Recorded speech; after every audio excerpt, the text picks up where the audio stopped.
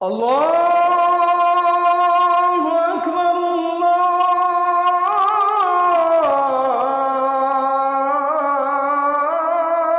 আল্লাহু আকবার। আমাদের এই যুবক ভাইদেরকে ঘুম থেকে জাগতে হবে।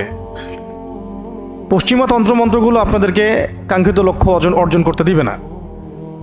কিন্তু যদি আপনি বলেন যে ভাই আমি সবই বুঝি, কিন্তু আমি হিকমা প্রজ্ঞার কথা চিন্তা করে অথবা জনসমর্থন বা জনসচেতনতার কথা চিন্তা করে আমি এখানে দাওয়াতের উদ্দেশ্যেই কাজ করছি, তখন আপনাকে আমি বলবো যে ঠিক আছে, আপনি সময় নেন, সময় নিয়ে দেখেন। দেখ, ডিপ কথা আমি এখানে বলতে চাই নাই, একটা জায়গা থেকে কথাটা এদিকে আসছে যে শুধুমাত্র শোনেন,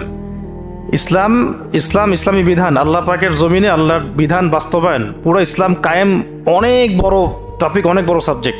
শুধু একটা ইসলামপন্থী রাষ্ট্রে, মুসলিম প্রধান রাষ্ট্রে শিক্ষা ব্যবস্থাতেই আপনাদেরকে কোরআন শিখতে দেওয়া হয় নাই।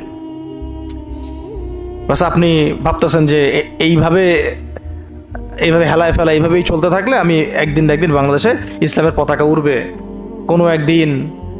তারপর কি জানি বলেন, এদেশের আকাশে কালিমার পতাকা উড়বে। এটা কোনো একদিন এদেশের আকাশে না ভাই, কোনো একদিন জেরুজালেম থেকে সারা বিশ্বেই উড়বে। এটা তো সত্য কথা। কিন্তু এই মেহনতটা যে রাস্তায় এটা উড়বে, এটা সেই রাস্তা না। তো এইভাবে আমরা করব জয়, যে গানটা আছে, ওই কোনো একদিন জয় করব করব করব স্বপ্নই দেখতে থাকা যায়।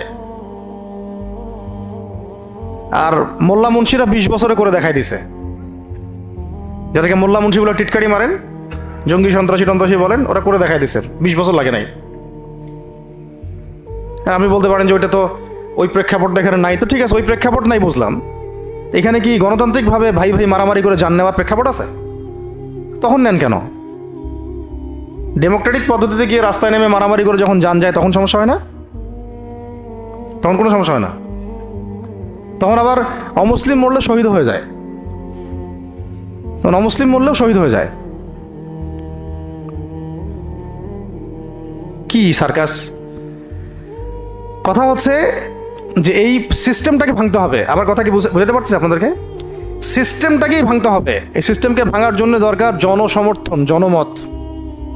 প্রত্যেকটা মানুষকে ভিতরের চোখ দিয়ে দেখা শিখতে হবে এবং বিশ্ব ব্যবস্থার সাম্রাজ্যবাদী মোড়ল যারা, তাদের বিরুদ্ধে আমাদেরকে দাঁড়াতে হবে। আমাদের লড়াইটা আঞ্চলিক বা আমাদের ভাইয়ের লড়াই না। আমরা যে লড়াইটা করতেছি, এটা ভাই লড়তেছি আমরা এখন। এই ভাই লড়ানোর জন্যই তো ওরা এই পদ্ধতিগুলো দিয়েছিল।